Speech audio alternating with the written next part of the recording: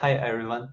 In this presentation, I'm going to talk about our work, which synthesizes trigger action programs from traces of behavior.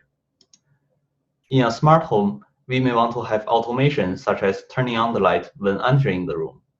To support users developing programs for such automation, there are several approaches. For example, we can let users write programs.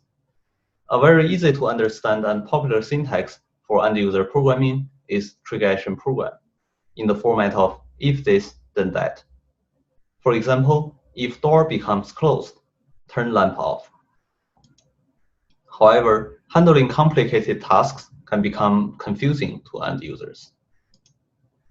Another example is trying to learn programs that can mimic users' behaviors in the history, which we will refer to as trace.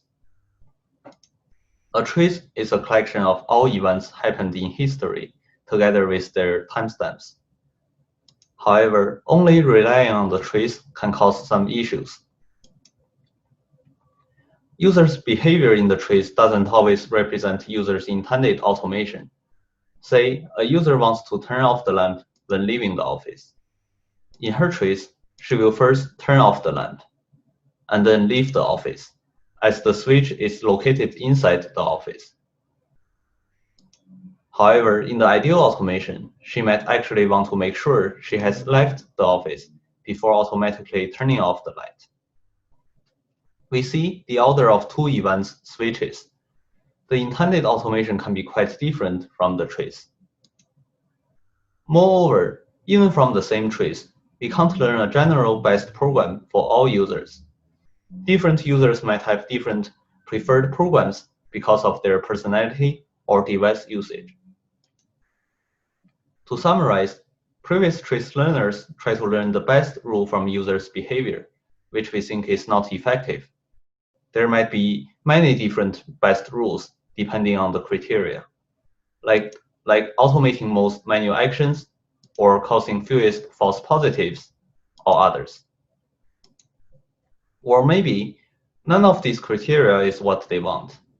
Our solution for finding what the user really wants takes two steps.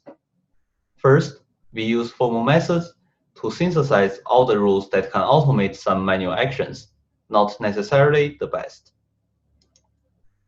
Then, we carefully cluster, rank, and visualize these rules to help users find the rules they want quickly. Specifically, to use Trace2TAP, the user can first choose an action they want to automate, say, turn the lamp off. Trace2TAP then identifies all instances where this manual action occurred in the past.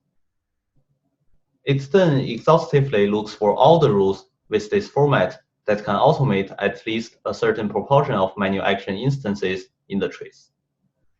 This is mapped into a symbolic constraint solving problem by us and gets solved by a SMT solver. After many rule candidates are synthesized, we need to think about how to present them to the user. Some rules are very similar, like these two, handling the case when the user goes home. We probably want to present them in a ranked way. Users would likely only choose one of them. While some rules are clearly handling different contexts, like these two, it does not make sense to rank them. Based on context each rule would handle, we put rules into different clusters using a discrete version of k-means algorithm. Users can click to iterate through different clusters that each handles different contexts. Rules handling similar contexts are put into the same cluster and are ranked. Now, the user can easily pick a top rule from every cluster that she is interested in. Our tool also has many other features like debugging existing rules and visualizing rule effect that you can find in our paper. We installed smart devices in 7 participants' offices in our department and collected their behavior for months. Altogether, we installed 53 devices and collected more than 1 million events. We identified 18 target actions to be automated, such as turning on the table lamp. At the end of the study, we used Trace2TAP to synthesize rules and presented rules to participants. Trace2TAP worked very well. Participants were able to find desired rules for most of the actions to automate. Our clustering-based rule presentation is helpful, as the 32 rules participants selected were from 31 clusters, with a median rank of 2.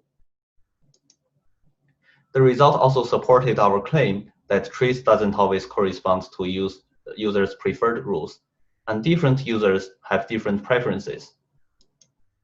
We are open sourcing our algorithm, our tool, and the anonymized data we collected in our user study. Please check out our paper and website for more information. Thank you.